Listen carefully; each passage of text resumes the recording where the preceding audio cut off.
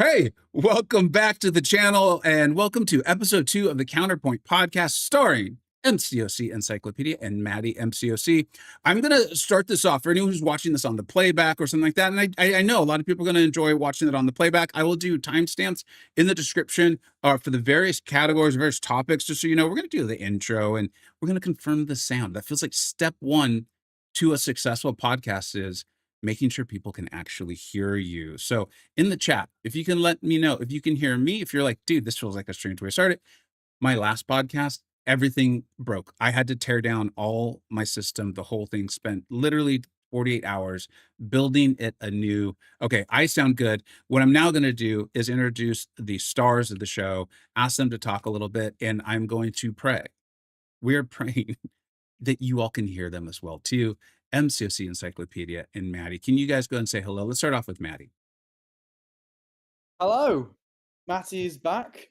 I am a little bit under the weather, but I am currently talking to you lying in bed, so hopefully I'll recover midstream.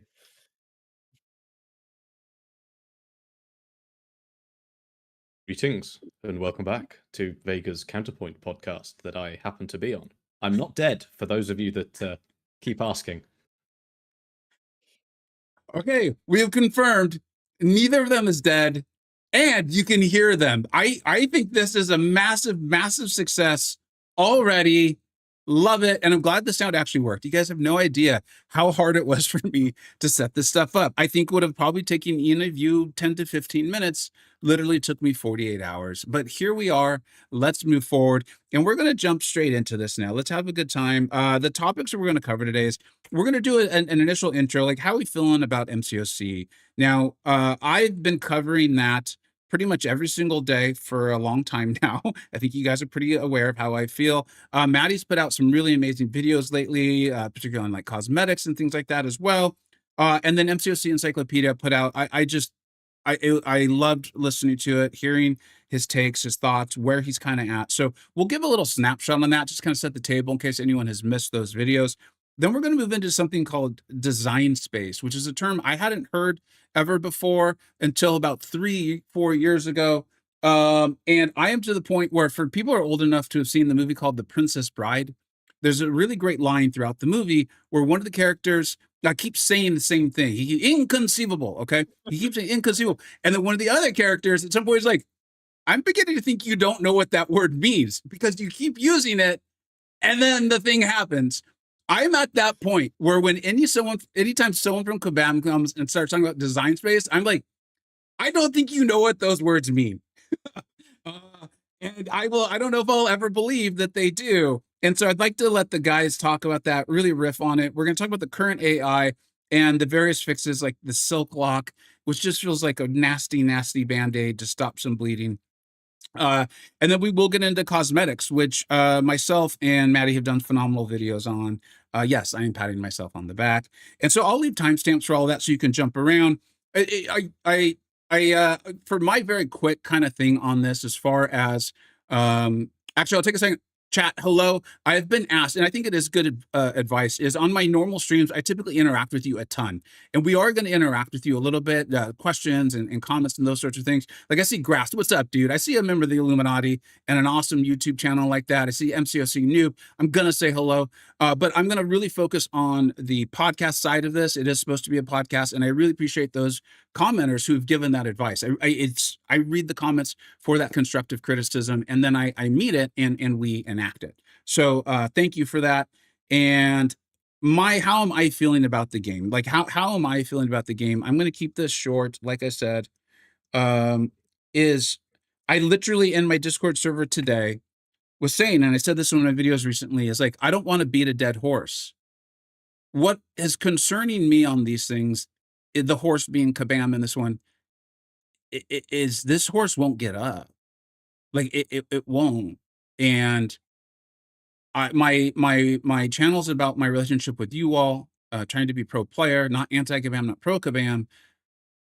But it is becoming difficult to not be negative on things and not like I'm going to frame this negatively, more like, oh my God, the facts are just not good, to the point where like I'm told people who play on PC literally can't even play. like literally can't even play. I think it has to do with like key bindings and things like that. Last month, Dust just made the game stop. Like you just literally couldn't play the character Dust in the game all of last month. They, I assume, fixed that, but now there's like your key bindings just don't work.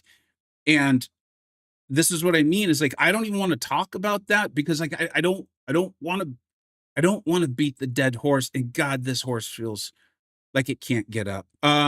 Let's go ahead and move on. Let's go MCoC Encyclopedia and then Matty, just for like, I said quick and then talked for 5 minutes. So if you could keep it under 5 minutes, you're doing great. Let's go, guys. I'm pretty sure the horse hasn't got legs at this point, but we will see.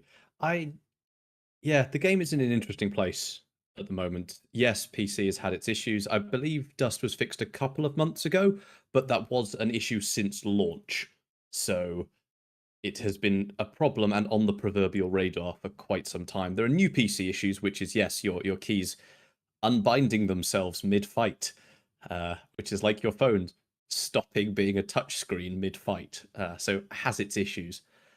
But yeah, I'm curious to see where we end up today, and I think that's less than 5 minutes. Yeah, it's less than 30 seconds. We're just about there. Where I'm at with MCoC right now, I am fundamentally reevaluating what I want to do with this game.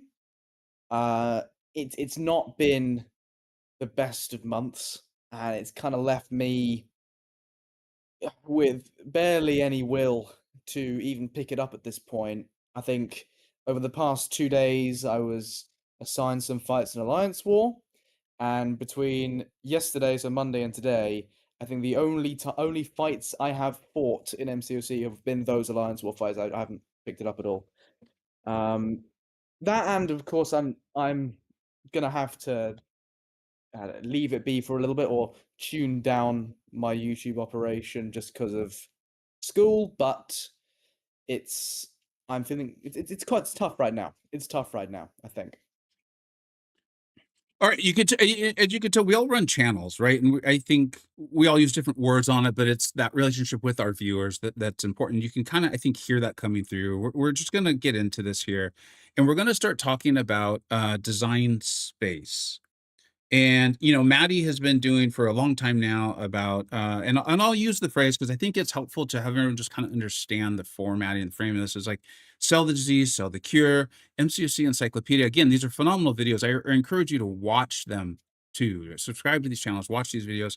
And MCoC Encyclopedia made some phenomenal points in there about design space, the power of defenders, and then the difficulty. In MCoC Encyclopedia, you correct me if I'm framing this wrong when you're up here, buddy. But like then the difficulty with nodes, and I will say, and I'm allowed to talk about what I said in the CCP server.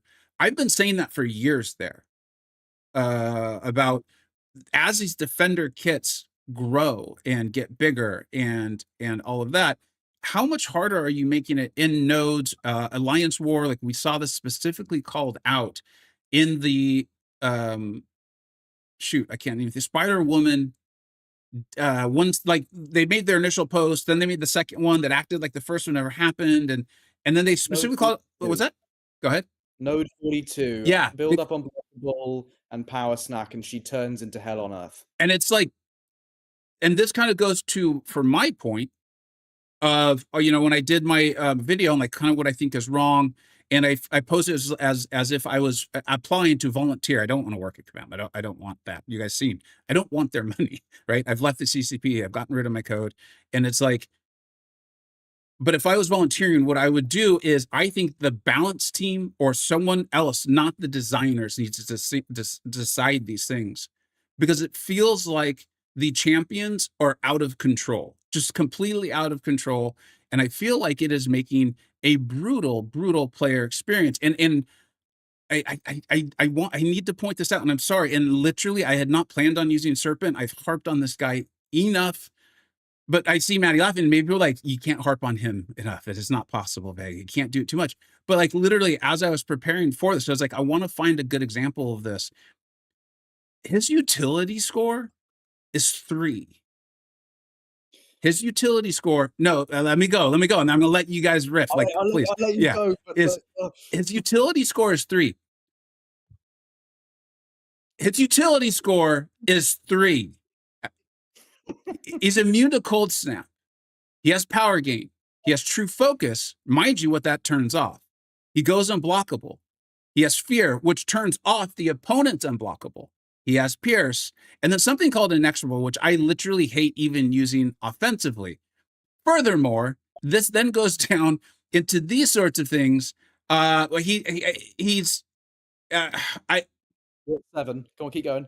I can't because there's so many words. I'm struggling to find them, and I don't have my bifocals on, and it's just like, what the hell does a 5 out of 5 look like in this game for utility if this is just a 3? And this is kind of my point on it, and why I'm like, the whole thing with Serpent has been like design space. It needed to open up design space. It needed to open design space, and I've been saying, kind of trying to be cheeky, is like, do you need to open up all the design space in one place?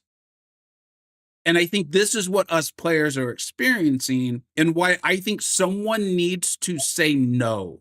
Someone in that office needs to be able to say, no, you can't do this. I Because, would also point out that Yeah. Count Nefarious survivability, I believe, is a 4. And that guy will not die. if you guys keep this up, you see that chair? You see that chair back there? Can you guys see it? If you two keep this up, if we keep pointing stuff like that out, by the end of this episode, I'm going to be seated in that chair, turned around, making wailing sounds, probably crying. Okay. I don't think the viewers want to see that. So my Yes. point is I don't think they know what design space means. I think a lot of people would say, like, oh, cool, you're opening up like a cool little new little nugget, little thing, a little new little ability that like maybe a designer 2 months from now is going to take advantage of. What it feels like Kabam thinks design space means is you need all of Yosemite National Park. The English people might not get that. Like, you need the Grand Canyon. You need the Grand Canyon when all you needed was just like a couple of feet, right? A couple of feet. And again, the English guys are like, "What the hell's a foot, man? Why are you talking about fingers and toes?" Hey, But I I think have a couple of feet. They're attached to my ankles. there you Thank go. very That would much. also work. So that's my thoughts on it. I'm going to shut up. I would love. Let's go with MCoC Encyclopedia first. Design space. Strap in. So I am going to do something incredibly cheesy and say counterpoint. And start talking about design space from the perspective of someone who designs champions. Into which I think that actually a lot of what Kabam has done is correct, and what they have said is correct. If you make a defender that requires you to boil rice whilst playing the game, that means you can now, in the future, make an attacker that boils rice for you. And so they have created this feedback loop of defenders that require certain attacking things. And for example, you know, the classic example is I can block unblockables. Now, it doesn't have to be quite to that level because, you know, a core fundamental part of the game is the ability to block attacks. And some nasty defender came out. I'm trying to think of the first champion that had access to unblockable, but they're not coming to mind. It probably came in a node, actually, but never mind. And someone said, okay, that's something we can counter. That's quite cool. Obviously, that technically has evolved a long way. And now you get, you know, NTW versus Bullseye, which is my counter evade counter-evades your counter evade. Yep. And you can start ping-ponging. But also you just get direct counters to things. For example, Jack can heal from Neuroshocks. It's, you know, it's open to a lot of things, but we all know that they basically just mean Neuroshocks. And that sort of thing. So from a champion perspective, the design space has been thrown wide open. There's so much utility built into Spiral because Serpent opened the design space door. The problem is Serpent is the only one sat in the waiting room of the design space office requiring that utility. So if you're going to open design space, you kind of need to do it for everyone. Not that I'm saying every champion should be Serpent, because I think a lot of phones would get broken. That, however, leads you to the second point, which is design space from the point of people that make literally the entire rest of the game. So every single piece of, little things like content. If you sit down and look through 9.3, which is the most recent piece of content to look through, you will find the toughest defender, in my opinion, in that piece of content is a Jean Grey. Okay, there's a Jean Grey, there's a Nick Fury, there's a Gore, which some people still consider a defender. That's about it. Like, there are none of the modern tough defenders are in that content anywhere. There is no Bullseye, there is no Serpent, there is no Enchantress, there is no Onslaught. There's a Gentle, but if you can count to 15, Gentle's not a defender. So, whilst design space is opened for people designing champions, and it makes sense that people designing champions talk to people that design champions, perhaps some interdepartmental communication would be helpful. And I haven't even touched on nodes, but I'm going to pass over to Matty before he falls asleep. No, I hear the words design space, and my immediate reaction is, it's been months since I've touched on that in my own content, and it all comes flooding back. It's like, hey, all the bad stuff that's happened this month, but wait, let's have a fun conversation about all the bad stuff that you used to deal with back in the good old days. But yeah, design space is really interesting because, as you say, design space has been opened up, and champion designers are correct when anybody asks a question, why we have these defenders, why is champion design where it's at, they just say design space over and over and over until you bash your own head in. They are correct when they say that, but then again, we play a game where two characters move left and right on a screen, and yet somehow there are trillions and trillions of possible combinations of abilities with new powerful combinations just awaiting around the corner.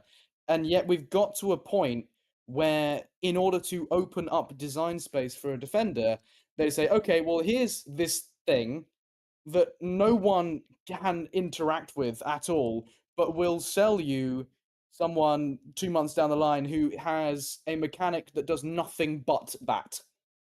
And it's like, either Encyclopedia either said it when we were talking on our own or on last episode, but it's like, there's like kids playing in the playground. It's like, I have a gun.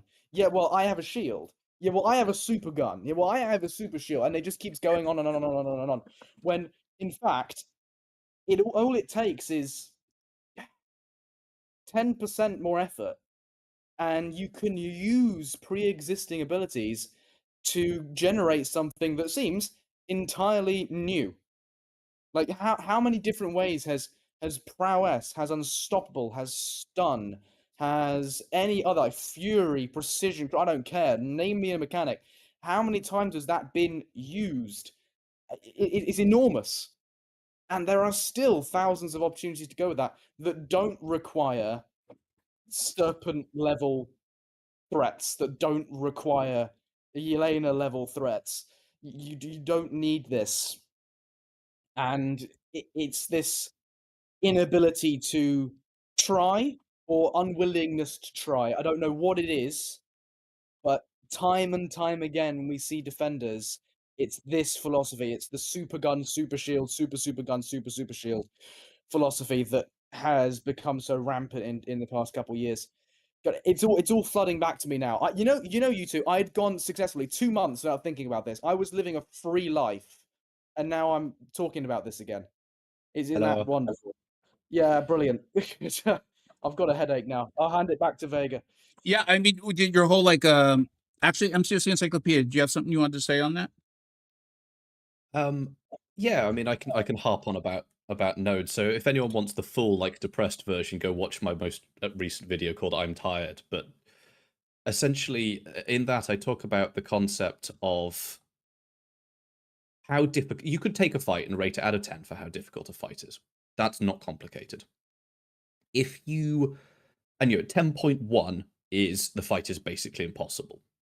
So if you look at Iron Fist from the Eternity of Pain, Epoch of Pain, Great example. Yeah, great example. The perfect example.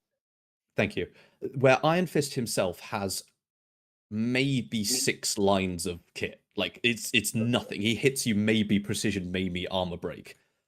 But it's basically nothing. But the nodes make... I don't like the fight personally, but the nodes make it really interesting because you have to block, you have to time things, you have to do everything just right, you have to line up your combo. Like, it's a tricky fight. And then you look at the Onslaught fight, which is on the other side of the map. And you have, Onslaught is a pretty big, bad defender, which, being a big, bad defender opens up design space. If you look at the nodes on Onslaught, he gives you some energy vulnerabilities when you dex, so that's actually slightly helpful. And he has an armor to stop you cheesing him with Havoc. And that's the fight, pretty much. So because Onslaught is already an 8 out of 10 defender, or any fight with Onslaught is automatically 8 out of 10 difficult, you only have 2 blocks of interesting before you could, with nodes to do anything interesting. Whereas Iron Fist is a 1, and you can do so much with him. You could take half the EOP fights and put them on Iron Fist, and they would still work just fine. There are some that are set up, specifically for a champion like Danny Moonstar. But if you took Heimdall, put them on Iron Fist, would work fine. Apart from the unstoppable node, because he's only got a 1-hit heavy attack, but whatever. Or you take the Mole Man nodes, stick those on him, be quite easy, should be absolutely fine, and so on. So by making hard defenders, you don't open up design space for content. You open up design space for attackers, and then you get niche and niche and niche, basically forming a pyramid. I think that's everything I have to say. By the way, I've got back to Chi Ilth, going through Kabam's ratings of champions, and I'm yet to find someone with a 5 out of 5 utility. So can we just assume that 4.5 is the maximum? I'm inching closer and closer to that chair. I'll get you there by the end. I just say that the Maker is a 4.5, I think, in utility. What? Yeah. Get in that whaling chair. Christ. Please save me. So someone, ground, swallow me up. Nico is a 3.5. That's why I hated doing it, because I've done so many Nico videos. I for what it's worth, I actually love Nico. I have a love-hate with her, right? Because I love playing her. I love feeling OP playing these games. I really do.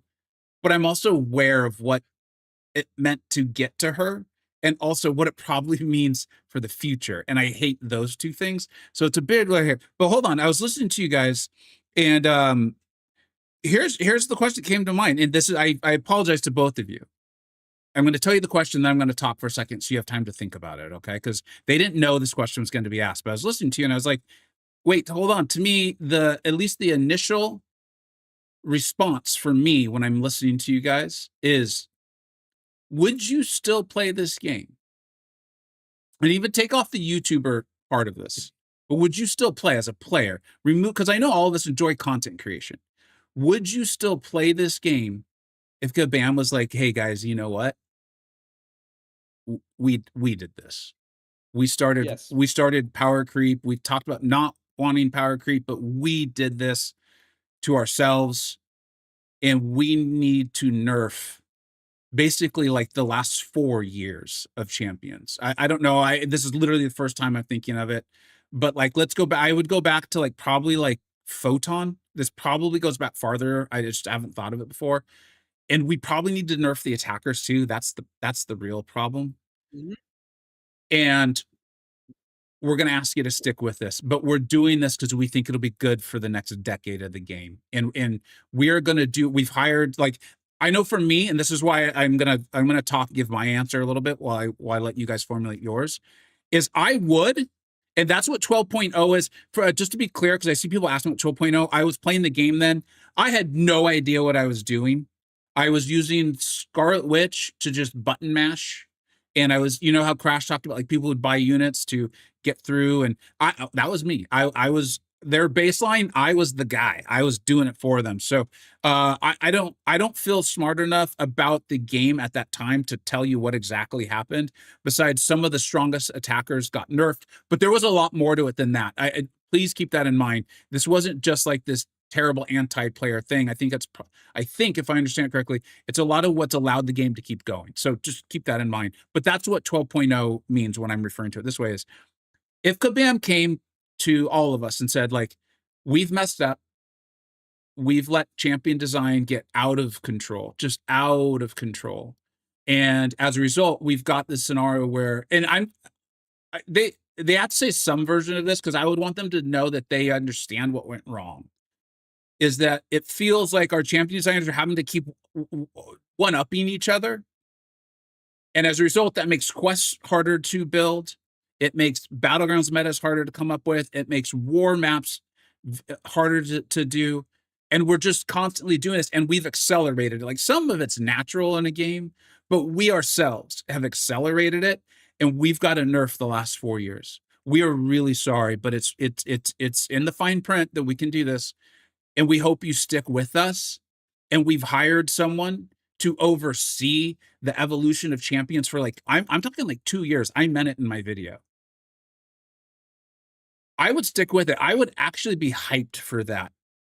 I would be so, because to me, like, that would be like the balance, the way I would like balance to be interpreted is taking place in this game. I had never thought of this until literally you two were talking, but that's actually what I'm at. And here's the really weird thing, guys. I put up a poll on this. We have 85 votes right now. There's 174 people watching. 7 minutes this poll's been up. 80% of people said that they would still play the game with this.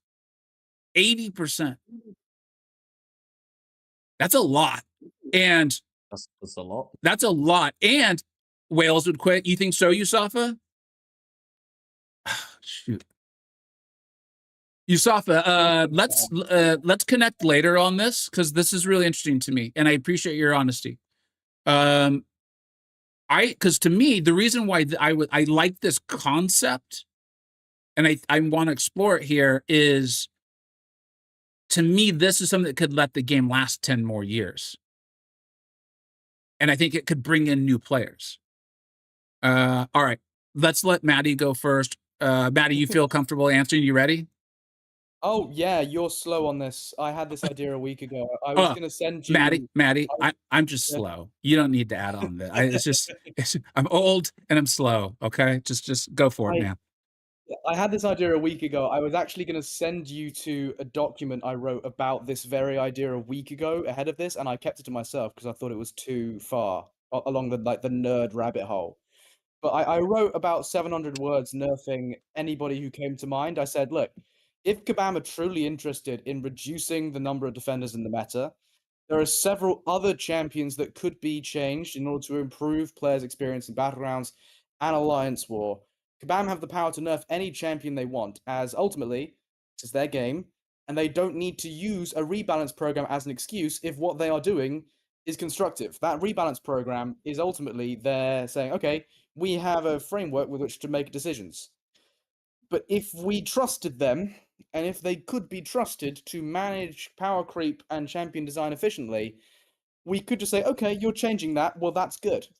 That's not the situation we're in, so we have this insane attribute system. But I started off just doing defenders, and then I said, okay, well, let's look at the attackers that were going to be nerfed as well. And I only did a couple. But I'm sure there is plenty of scope here. But I suggested changes for Spider-Woman, Enchantress, Serpent, Dark Phoenix, Jean Grey, Solvark, Photon, Zola, Colobsidian, Yelena, and Nefaria. At every single one of them. Now, Wales quitting is something that you're going to have to talk to Usafa about. Usafa and I are about as far removed from each other as players are possible to be. Yeah. But this, to me, seems like a really solid way, and like it will completely change what champions are good, as happened with 12.0. People had to go looking for other options, but also it would mean you get to this stage where nobody is completely ruined anymore. So not having an answer to Serpent no longer means, buying a new phone because yours was just thrown out the window at 600 miles an hour. doesn't mean that anymore. And it also means that we can start over. It also does mean that, look, we arrived at Dark Phoenix, we arrived at Serpent, we arrived at Solvark and Yelena through years of getting this wrong. And fundamentally, either you get it right now or you get it wrong again. And even if you get it wrong again, if you properly go around and say, you're getting taken down, you're getting taken down, you're getting taken down, everyone's getting taken down, even if we still have the same clowns running the show, it's 2 years. It's another 2 years. And the way I look at Battlegrounds, at least in its current form, and Alliance War, I don't know about top tier Alliance, I don't know top tier anything, but I just don't see 2 years. I just don't know where you're gonna go with champion design that isn't just super gun, super shield, super gun, super shield, and it digs itself into the ground. I don't see another future apart from that, but that might just be too pessimistic. But yeah, this idea I think is good. It needs work, but it's good. Yeah, it's like when anyone's ever done like the initial idea group phase, where it's just like, just throw shit up, just throw stuff up, just throw stuff up, and then like one's like, oh wait, there's actually a thing here, and if we combine it with this, so yeah, it needs work. And I also just want to compliment you on being able to say super shield as many times in a row as you did so quickly. That is very hard to do. And like, as someone who misspeaks a lot, I couldn't help but like focus in on that. I think you were saying other words. I don't even know. I just was so impressed. Super shield, super shield, super sword, super shield, super sword, See, super yeah, shield. it ain't easy. All right, let's let NCOC Encyclopedia go for a minute. And guys in the chat, thank you. And I see that like it got semi-heated, not really, but I appreciate y'all taking care of that on your own. Everyone's here because we're interested in the game. So thanks for doing that, guys. And I appreciate the comments. All right, let's go MCOC Encyclopedia. So it'd certainly be interesting. I'm going to completely gloss over the "do we trust Kabam to do that without bugs" conversation, because I'll just leave it there. That'll do. Oh, I didn't even think of that. Just gonna 12.0 today is just a bug. It just wouldn't work. Yeah. Okay. All right. Let's continue. Yeah. Again, gloss over that. I think 4 years is too harsh, because 4 years ago, January 2021 was Strife and Jubilee, I think. So that it's a long time ago. So about 2 years would be fine, because that would, as I agree with you, Vega, that the first defender that I thought no to was Photon. Like that is the first champion that, in my opinion, is too far. I know others have put it at Kindred, who's the one before. I am still fine with Kindred, because Kindred, Matty loves his Kindred, so yeah, don't you dare. Anyone who touches Kindred is like, oh, Kindred is the beginning of the end. Kindred is the shining light in this darkness. Like the defender that is terrifying, but fundamentally has a mechanic that you can play around. Like, this is the only time they've got it right at the 5 out of 5 level in 3 years, and you should be grateful. he's not wrong. So I think what Matty's getting at is, if let's go back a really long way. Let's look at Thing. Thing is a tough defender. You can't hit him too hard. He can go unstoppable. You can't nullify said unstoppable. Yada yada. Of course, we now have Destroy, because if you can nullify champions, let's make nullify immune champions. So let's make champions with Destroy that isn't nullify, but is nullify, just with a different name. But you can fight Thing with anyone as long as you can count to 15 and time your combos and know how many hits are in your special and so on. It's a skill ask.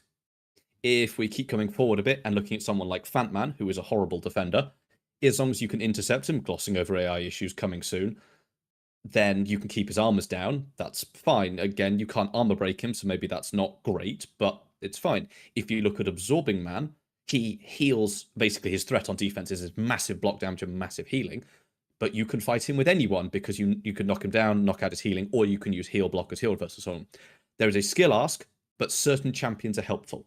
Exactly the same for Thing, exactly the same for Apocalypse, exactly the same for Dragon Man, exactly the same for, you basically name it, anyone up to and including Kindred. Kindred has built-in mechanics where Spider-Verse champions pause his degen timer for longer. There aren't that many champions that come under this banner, but he still has it. And then you get onto Photon, which is like, so there's terrible block damage, and you can't parry her, and you can't dex her for the majority of the fight. And if you block it, it hurts. Oh, sorry, is that a special too? I guess maybe Yes, they I'll should die. you should just shortcut the whole thing. And when she gets to special 2, a little pop-up should say, do you just want to spend the revive now? 'Cause that would be quicker. And so on. So it's suddenly there is a skill ask to Photon. There is a huge skill ask to Photon. And many people say, but you can fight with anyone. And that point is acceptable. I don't like it, but it's acceptable. And then Onslaught comes out, and it's like, haha, here's an effect that is literally going to be on you for basically the entire fight, and checks immunity notes. Yeah, no one. Literally no one. It's not even a debuff that you can deal with in debuffy waves. It's a passive. And then Bullseye comes out, and this is pre-nerf Bullseye, so you literally exist on the screen and you take bleed damage. And then, so Dust comes out. Dust is a fine defender. She's quite tricky, and I would like it somewhere like against tech champions or against metal champions or just something. Her Dust or Sand debuffs last half as long. Just that thing where there's a skill ask, but there's also, there can be, these champions will help. And then straight after Dust comes Serpent, and it's no longer these champions will help, it's these champions are required. And those champions hadn't even come out yet. Someone like High Evolutionary is a very tough defender.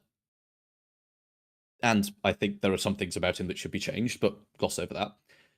But we already had a couple of counters to him. Champions like Chi, champions like Okoye do very well against him. And he's no longer as massively threatening because we have literally 1 or 2 champions. Don't sell the disease, sell the cure. Sell the vitamins and then bring the disease and then bring the cure later. Because people get excited about older champions when they can use them against new defenders. Like Beta Ray Bill came out. Beta Ray Bill's a great attacker. He's not much of a defender. That's fine. He's a great attacker. And everyone thought, okay, he's fine, he's fine. And then Deathless Thanos comes on the scene. And suddenly Beta Ray Bill makes a resurgence. People get happy. This is a foreign concept to many of us. People are happy.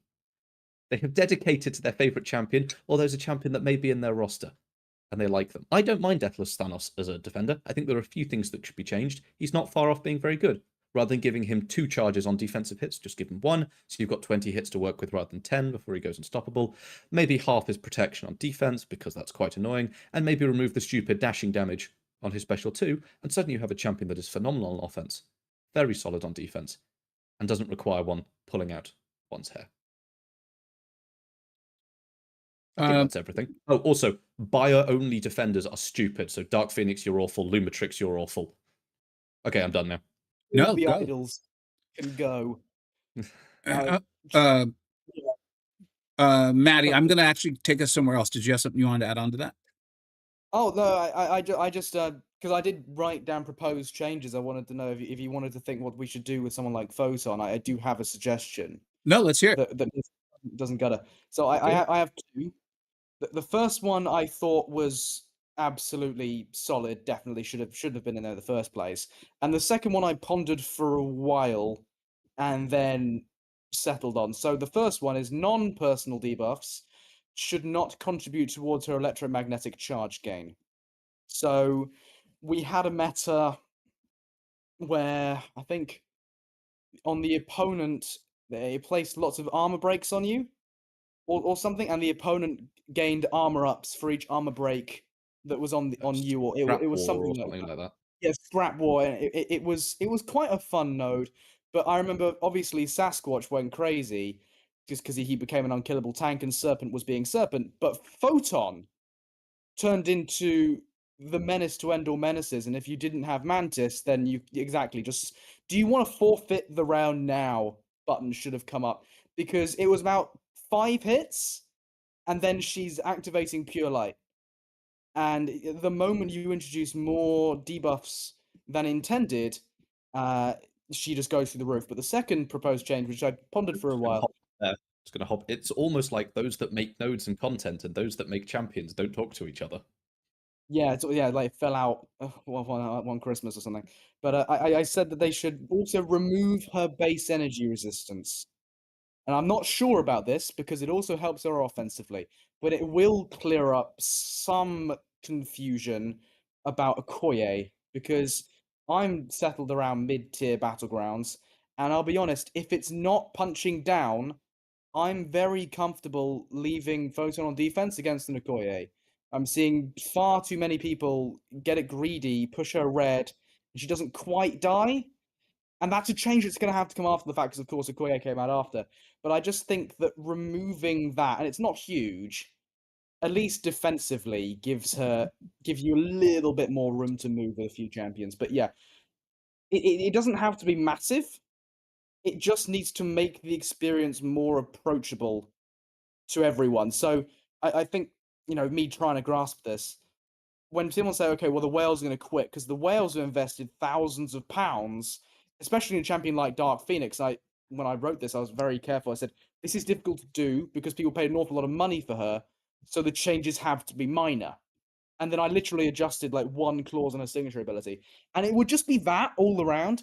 And I think we would all be surprised by just how manageable life becomes when we try and engage with competitive modes. It doesn't have to be 12.0. 12.0 was, to put it lightly, a gutting.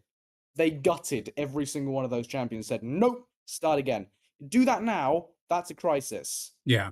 If you tune 5% here, 10% there, screw the serpent, politely, and then another 5% here and 6% there, gut Enchantress, 5%, yeah, and then it all becomes a little bit easier. I have to ask, how does one politely screw serpent? Well, that was putting it politely. I was going to use another word. Got it. Shorter and easier than that, but I'm not allowed to on this channel. Yeah, unfortunately. It's funny. After I finished asking it, I was like, I just set him up to say stuff that's going to get my channel removed from YouTube. All right. So here's another thing: is, again, as I'm listening to this, and this is why I like I think the term's like ideating, or like there's a better terms for this, but like, here's the initial concept. Let's fine tune this. Let's sharpen this. And it's less about like, hey, you're wrong. You're wrong. There's no shame. Like, we're just throwing stuff out, seeing what sticks. I'm listening to us, and we're all kind of approaching this from angles. We're fine tuning the idea. The chat's throwing out a lot of good stuff. If I was still in like tier 1 war, or if I was trying to get into Celestial, those days are probably gone for forever now. I would be like, no, dude, I need a serpent to fight. I need like a photon to fight, because without them, like, and I think this goes to what I said in my video, MCoC Encyclopedia saying it, Matty, I feel like I'm hearing this from you too, is like, it feels like the champions, though, eat up so much that either the quests and the node designers can't, because the champions are too strong, or those two teams just aren't talking to each other at all. So like, if you did this like nerf scenario, couldn't you just make like tier 1 nodes harder to make up for it, and make Celestial Battlegrounds nodes harder?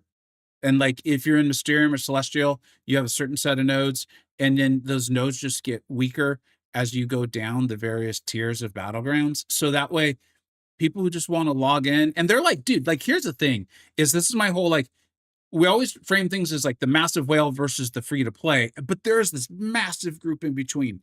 There is a massive difference between Barrowman and me, right? In our skill in the game. There just is. I'm fine with that. Like, that's not an insult to me. And I'm probably one of the better players in the big scheme of things of MCoC.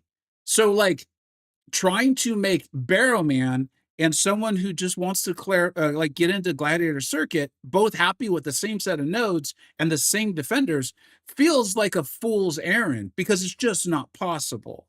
So like, why force everyone to have to be happy with the same difficulty when they all have to fight Serpent? I'm not sure it was a question in there, but respond. It's right. I could touch on it. Yeah. So I have played high tier Alliance War. I have played the highest tier of Alliance War. I haven't in a while, so I'm about 6 months out of date. But give or take, if you saw something in the fridge that old, you'd probably say it's fine. So high tier Alliance War is incredibly complicated. The amount of planning and effort and resource, and we seem to have lost Matty, that goes into it would genuinely shock most people. just my alliance had like spreadsheets that were, you know, probably the best part of 1,000 hours had gone into developing for war planning and that sort of thing. Like, I Yeah. know that other alliances had similar things. There are some online tools people use, but the complexity to play it at such a level is off the charts. Then you want to combine that with Marvel's Contest of Dictionary, where all of the nodes take about, several minutes each to read.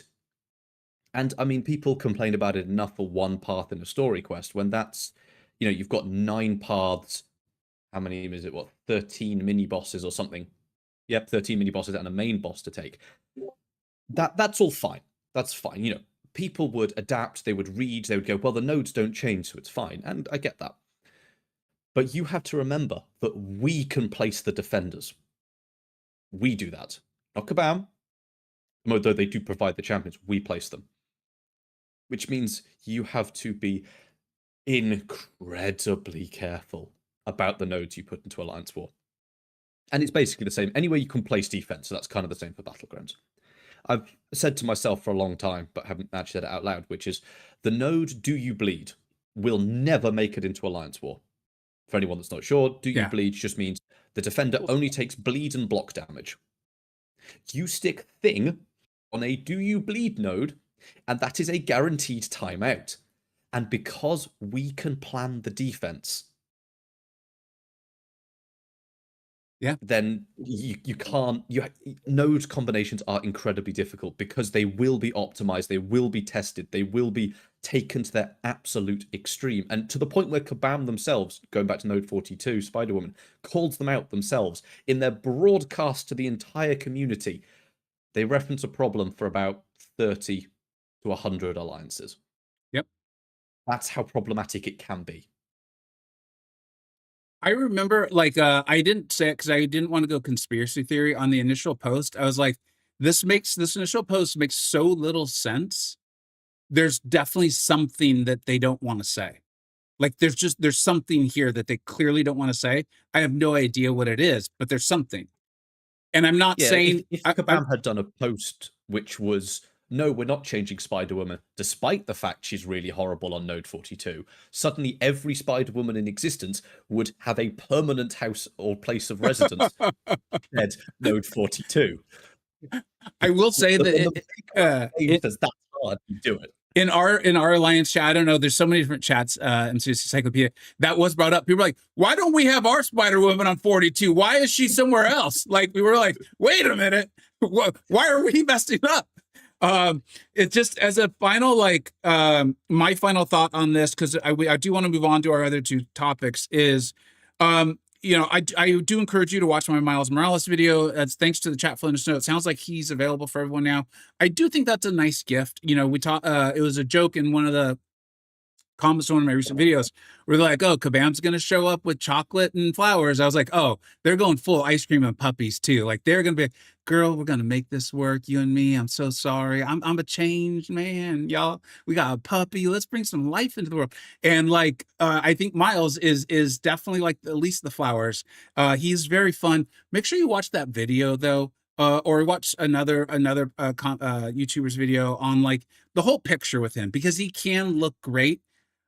But in my opinion, because of extremely accelerated power creep and the design of you need to have a counter, he doesn't really counter anything except for unblockable specials. And even then, if the node is asking you to have resistances or immunities, or if you look at story content that's asking you to have very strong ability sets from the class, which he has some, but not that many, you can't use them.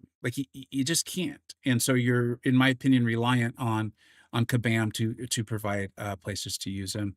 I know that I said I would move this on. I want to let you 2 both kind of have a final say on this general topic, which turned into a massive one of design space. How would we feel about a large scale nerfing and those sorts of things? Matty. I believe that some sort of large-scale nerf is one of the only ways, if not the only way, to change players' experience who are in top tiers or not even top tiers of Alliance War or Battlegrounds.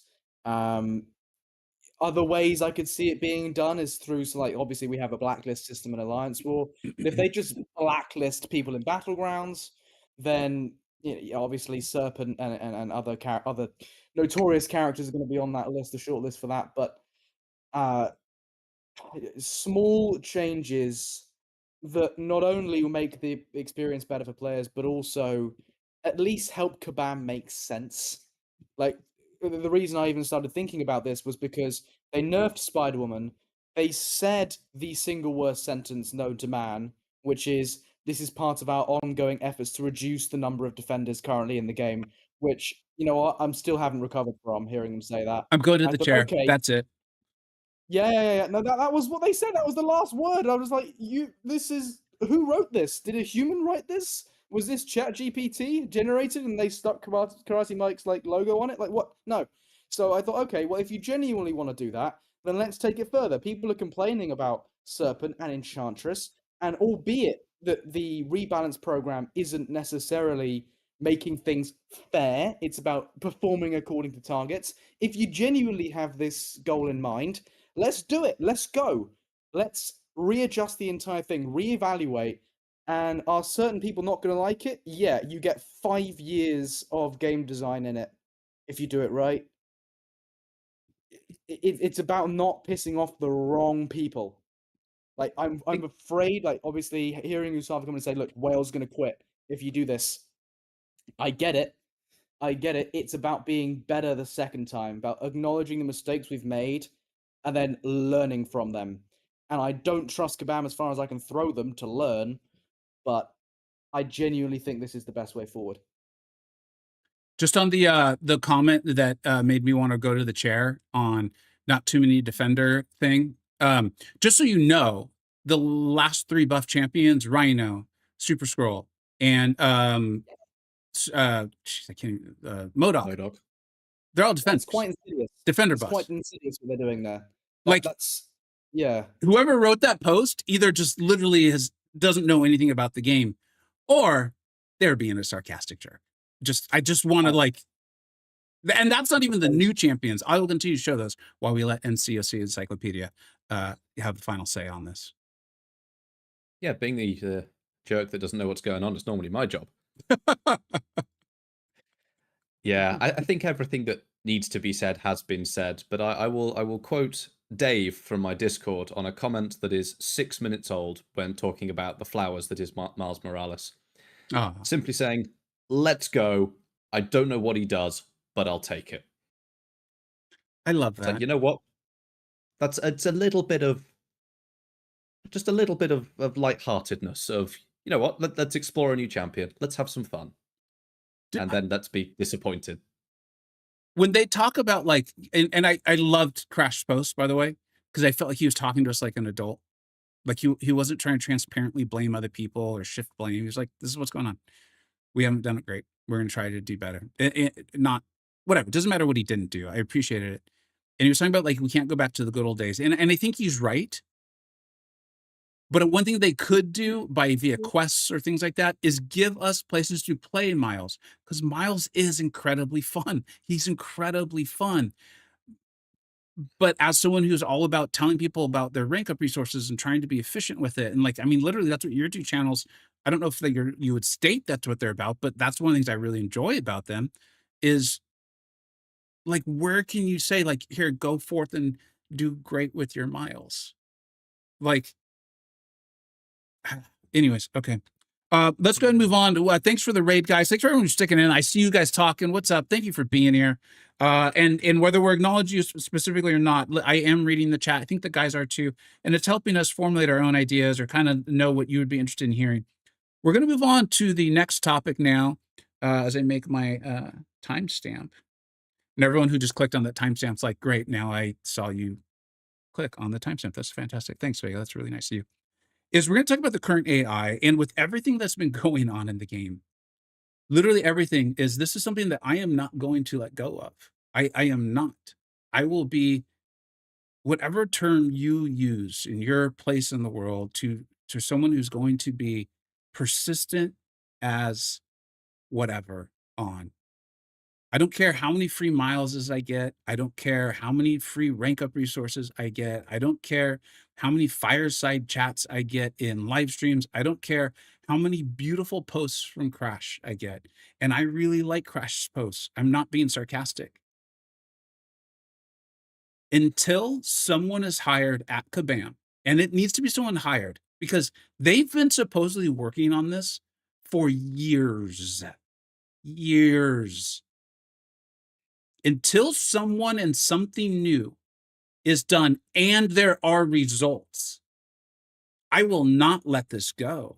As long as I'm covering this channel and putting out videos and streams for you all and with you all, this will not be forgotten. There is no apology. There is no amount of ice cream and puppies they could send my way, because it is the fundamental thing that every single one of us, every single time we log in, unless we just log in to rank up a champion or auto quest, we are facing this AI. And I know I can almost say I haven't read the chat yet because I don't want to end up in the chair. Okay, I understand that not everything I'm mentioning is the AI. I am using the umbrella term. And if we start arguing with each other about the semantics, and I think it's like being pedantic, I don't even know, that's a song or something. But if we start arguing about the splicing it up, we're just getting away from the point, which is the playing of the game experience that I'm using the umbrella term AI on needs to absolutely be addressed. Everything else is so secondary. Now, I said in my video, if they were like, we've now moved Crash onto AI, I'd be like, God, no, that's worse. I understand the company needs to make money. The art team needs to do art. The designers need to design. Balance needs to balance. That can't stop. But someone or something new needs, like it has to happen. And in my opinion, the player experience will not be smooth until it is fundamentally addressed and fixed. And if it never can be, Kabam just needs to tell us.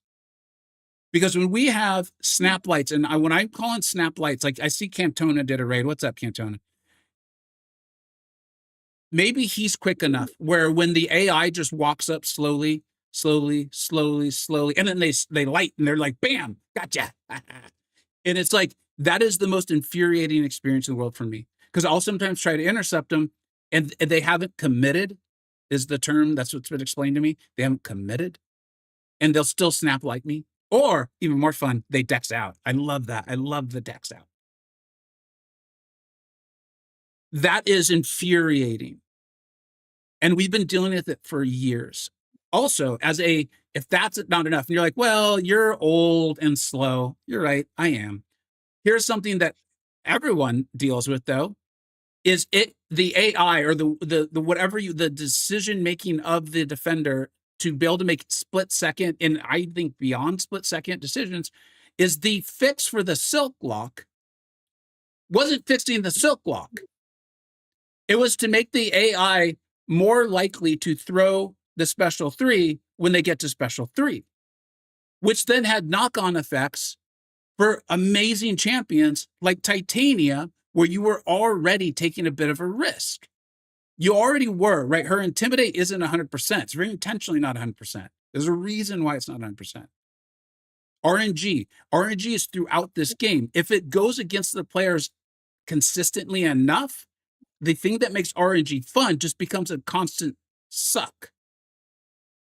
And so when they can't actually fix the silk block and they have to come up with something else that hurts other champions, again, it shows they don't know what they're doing, which then makes it tougher to have faith in literally anything else. And it's insanely frustrating to someone like me.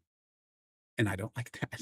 And I think it's probably frustrating to the rest of you guys. Unintended consequences. Thank you. I just like using a lot of words and talking for like 10 minutes when I could just say one little phrase.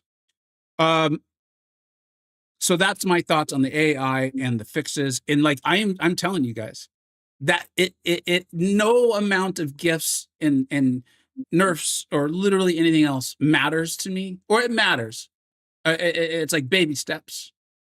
But like the last half of the marathon that the Kabam has to run to get from where we're at to where I'm like happy, and I think my viewers are happy, that last half of the marathon is the AI.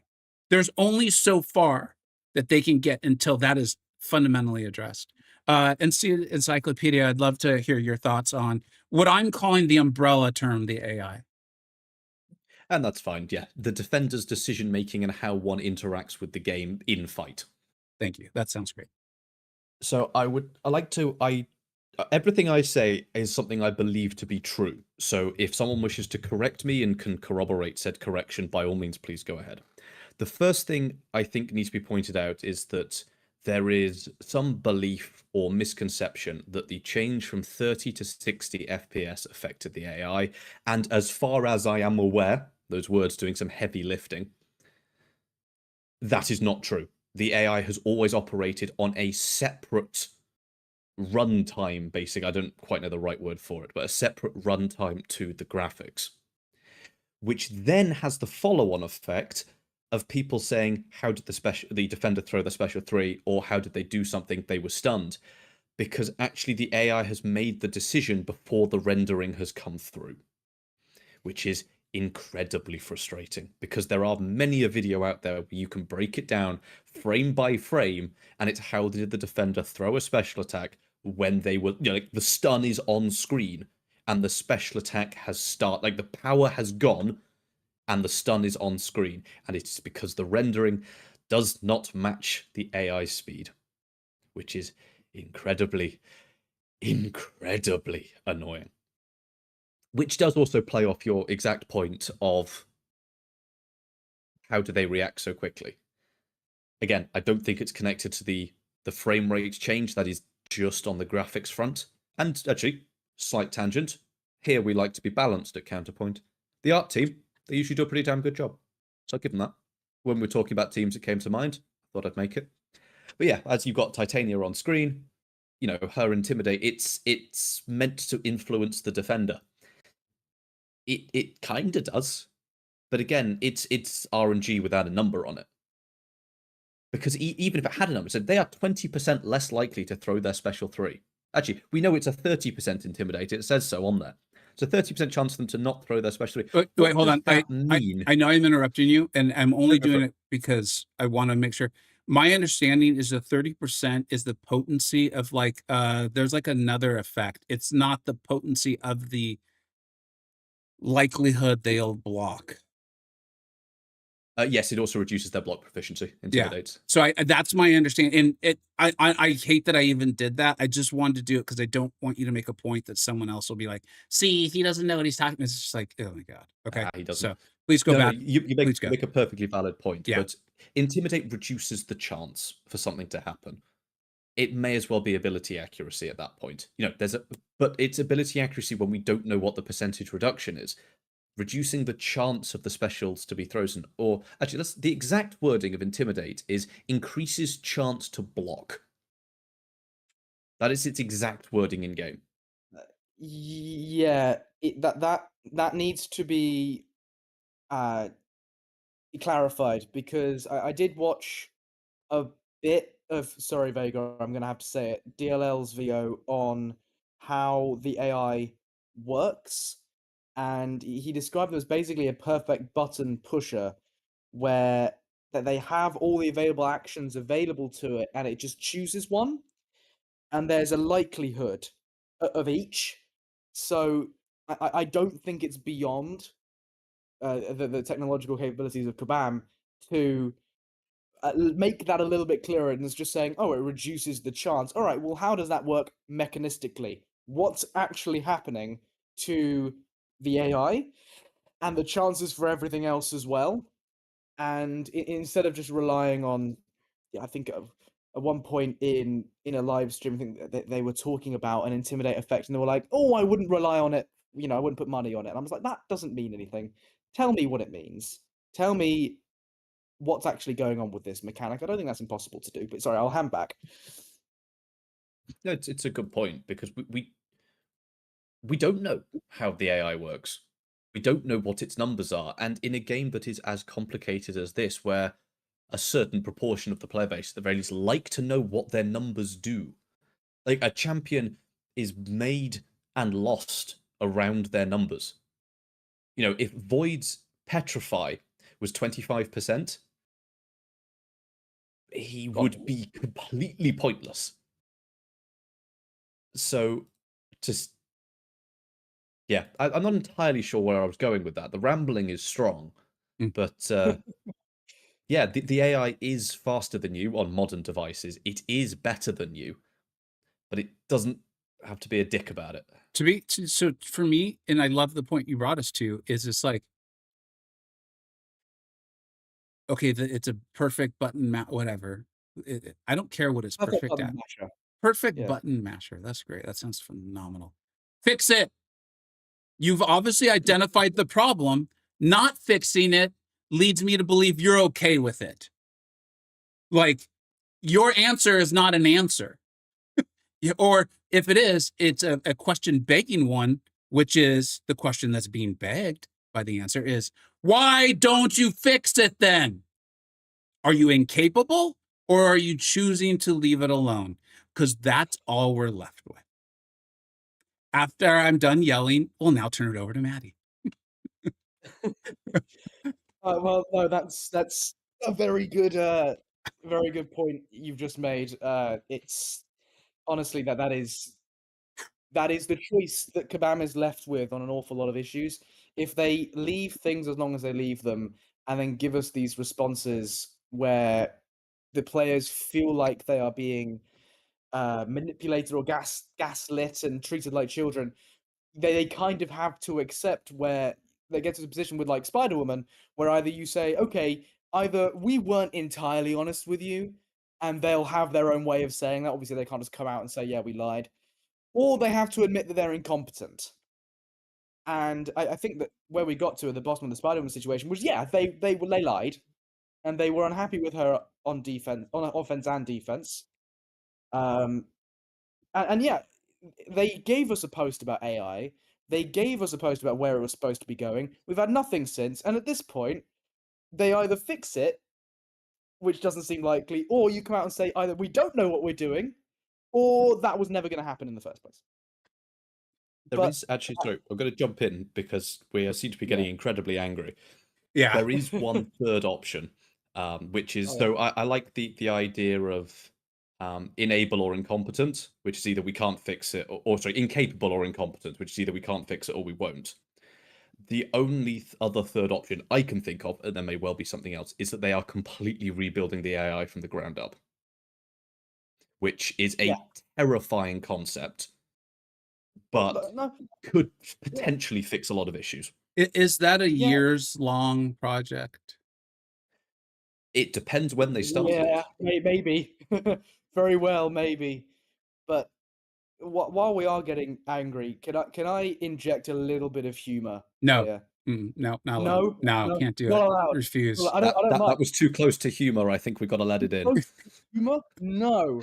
Right, because I do have one thing about AI which could possibly be funny, and that is some of the stuff that my own subscribers say about AI. I got I think falling off his chair again. I think Encyclopedia said strap in earlier, but you guys have got to strap in now. These two have already heard it, but are you ready for some flat earther level delusion and some proper conspiratorial thinking here? I just want to set the record absolutely straight with two members, or one current member of the CCP and another former member of the CCP. Signing the NDA does not give you better AI. Please. And the Earth isn't flat, and the Queen wasn't a lizard, and 9/11 was not an inside job, for God's sake. It's the same level of thinking. Signing the NDA does not change the way your game operates. It does not change the amount of your crystal drops. It does not change. It doesn't. It does not change the way the AI operates. And if we're going to point at figures like MSD or Barrowman and look at their success and say, well, their content. See, Barrowman will You never be in cheated, the CCP, basically. by the way. Yeah, like the sentiment is we should stop looking up to MSD like he's Michael Jordan, he's amazing, and start watching his streams, watching his AI. I have big news for you, buddy. I am willing to place my entire, very limited net worth on you not being anywhere close to MSD. You are not in the same universe as that guy in terms of AI manipulation and skill. That is, I'm going to say it once, and I'll only say this once, skill issue, your part, get good and shut up. I am not having this. Signing a document does not change the way your game works. No. Anyway. That being said, we do all agree that since I've now left the CCP, that's why my gameplay is bad now, right? Yeah, absolutely. Okay, no, yeah. All right, cool, There is one thing I haven't shared with anyone, actually, outside of my Discord server, which is for anyone that watched my last stream, or my most recent stream, because it's not going to be my last one, I'm not dying. My most recent stream, the crystal opening at the end, there's a triple Titan opening at the end, and it is, without spoilers, tragic. In fact, it got clipped and made into its own video level of tragic from someone that has never done that before. And I wasn't even recording that. Do you know how annoying it was to get that? Anywho, I then make a video saying, I'm tired and everything is bad. Boom. Open up the Titan Nexus compensation. And in there we had Yelena, some dupe, and Nico. And it's just like, the Rig Ray is back. I get it. It feels like conspiracy, but like another part of this horrendous conspiracy that I was trying to. And I'm aware that these are my subscribers. I'm aware that by the very nature of my channel, I've accumulated the nut jobs of the community. I get that, like, but you don't have to be pro Kabam to have a conscience that maintains cognitive contact with reality. Right, their drop rates are in balance as well. I'm reading a comment now, which was since deleted. But anyway, far too many times I have seen content creators call a champ as a crystal was spinning. This person does not understand how maths works. Do you have any idea how many crystals these clowns open? Do you have any idea how many tens of millions of crystals? And you're complaining about what? I can think of 3 times Seaton has called a champion. He called 6-star Aegon once, and then it happened. I mean, that was very impressive. But this guy's opened millions of crystals. You complained about Magneto's muff at one point. Yeah, like, come on. Yeah, it's like simple gambling, right? When I'm playing blackjack in Vegas and I double down because I've got an 11 and I'm like, the most likely card is a 10, right? And I call a 10. That doesn't mean that like Las Vegas was like, you know what, he called it, we like this guy, just put a 10 in there for him. It's more just like it's a gambling thing. But anyways, there's been so many fun back on topic. Yeah, there's been so many funny things in the chat, like Stink, you made me laugh as you always do. Kurd, thank you for the support, my friend. I think it's all clear. Any mistake I make in gameplay from here on out is because I'm no longer in the CCP. I think it's obvious. I'm glad, Matty, you could bring this up so I could have that for hopefully the next 8 years of enjoying this game. We do need... I have one more point on AI. Please. I can have 5 minutes for it. Well, so it is a well-documented fact, both directly and implicitly, that Nick Fury and his Special One is entirely dependent on the number of tactical charges he has. We know that... Yeah, I know it is in his kit. There is a Special One bias if he has between 11 and 14 tactical charges, because it will make him unblockable, and between 15 and 19 he won't throw it at all. 16 and 19 he will not throw it. It is literally in his kit. It is documented that there is an AI bias in his kit. I mean, they do have inbuilt like that. They do. Like, Venom is aggressive. Yeah, like, stuff I'm pretty sure everyone here has fought Enchantress at some point, and I can see Matty frothing at the mouth already. Probably just be whatever he's got. Enchantress, as we all know, has no Special One bias at all, and will not just randomly throw it into your block, causing you to take a bunch of your own damage to the face. Absolutely. So I just wanted to clear that up, that Dark Phoenix doesn't have it either with her Special One. Nope. It's not a thing. Just wanted to call that out, that Kabam would never do that. Never, ever, ever. It's not well documented in the game at all. Just got to, we've cleared up a couple of commonly of known issues, and perhaps we should just add some sarcasm on the top. Well, The problem is with Enchantress, her abilities is like the contract you signed before you can rent a car. to be fair, it probably does say it in Yeah. there somewhere. It's just I sort of lost my eyes by the time I got to the bottom. Yes, then one of these like hyperlinks that then will take me to a certain web page, which will split out a PDF that I could download and print out and then use magnifying glasses to read. It probably does say that when fighting Matty, she will throw her SP1 into block. Just you really chose a poor name for your MCoC account. I'm sorry. Oh, he's actually looks angry. All right, let's move on. Okay. Oh, and you know what? There was a comment just in the interest of I think integrity, honesty. TC said that in the last post from Kabam, they did say, it looks like he's saying they did say they're completely rebuilding the AI, and that can take a very long time. I guess maybe. I don't think TC is not one to lie, so I believe that it's probably very, very accurate. And I appreciate the sharing of that knowledge. I kind of feel similar to YouTube user who right above there is like building a new AI from the ground up could make it worse. I don't want to be all doomsday here, but this goes similar to discussion about even if there. What's that? What's that? It is in there. It is. It is in there. Who did they hire to do it? Did they say? No, Enchantress. Oh, it is. I read it, yeah. So until she's got that SP2 active, she is more likely it's just blanket to throw special attacks, but I mean her SP3 doesn't really come into one it. or So, three. Until she's done those two SP1s and she has her entire special bar unlocked, she is more likely to throw SP1s, because like the last thing you want, I mean, obviously the situation we're in now with Enchantress is rubbish, where she just throws through the block. But the last thing you want is to have an AI where she doesn't throw the power at all. Like that has also been a problem where the AI is just very passive. They just need to find a happy medium between having her be aggressive and having her do what she's doing right now. Again, you could add that to the notes. I hear the doomsday calling about new AI, but we have just spent the last half an hour ranting about how much we don't like the current one. So even if it takes a fair amount of resource, if it has to be rebuilt but will ultimately be better in the future, I see that as a good thing. I just hope it gets to a place where it's usable, but we will see. Because sometimes you do just need to you can't just keep building layers on a house. Eventually you've got to redo the foundations, and that's the same for any technology. I agree. And until that new thing comes in and we get a chance to judge it, I'm still going to stick with the content will make itself. Yeah, I am not forgetting this. Like no amount of flowers and chocolate and puppies and ice cream.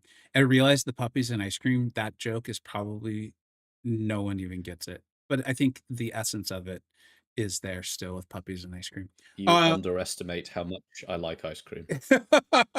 I do love a good ice cream, and I like dogs. So anyways, let's move on to what is supposed to be our final topic. Man, we've had a lot to talk about today. The cool thing is it doesn't matter what the cool thing is. This has all been cool. Is cosmetics. What's been really interesting to me about this is I don't feel like this is creating the excitement from the community that I actually thought it would. And that's leaving me with a not good feeling on something that I was actually pretty excited about. I did a whole video covering this. I was live streaming when this post went live. This is the post from Kabam Crash. I'm obviously not going to read it to you, but I think it's an excellent post. I came out pretty positive on this. I felt like he was very clearly drawing the line between if this does well, we will not sell champion power. Also, this will potentially allow us to have less sales. I feel like he's saying like, not necessarily that there's too many, but that there is a bit of a feedback loop, and this isn't exactly what they would love to do, but it's what they feel like they kind of need to do. I did a whole video on it. Matty's done a whole video on it. Matty and I at a point do disagree on this or have different ideas, so I kind of want to flesh that out a little bit. But Matty's done a great video. I highly recommend you watch that whole thing. And then because Matty and I have already made videos, I would love for MCoC Encyclopedia to be able to kind of start us off on the topic of cosmetics. And then chat, if you could let me know if you're kind of intrigued or excited about this idea or not, that'd be really helpful because like I said, as someone who gets stats, YouTube has all kinds of stats on like, here's how much people are clicking, here's how long they're watching, here's blah, blah, blah. This is not getting the excitement that I thought it would. And that's been really surprising to me. So I'm going to be honest. I was away for the weekend. I haven't read this. Oh. So I've been taking a few days to step back and went to Wales and anyway. So I'm going to probably end up spitballing a little bit or maybe completely contradicting some things that are in the post, but let's go forward. So the concept of cosmetics in my mind comes in a few different ideas.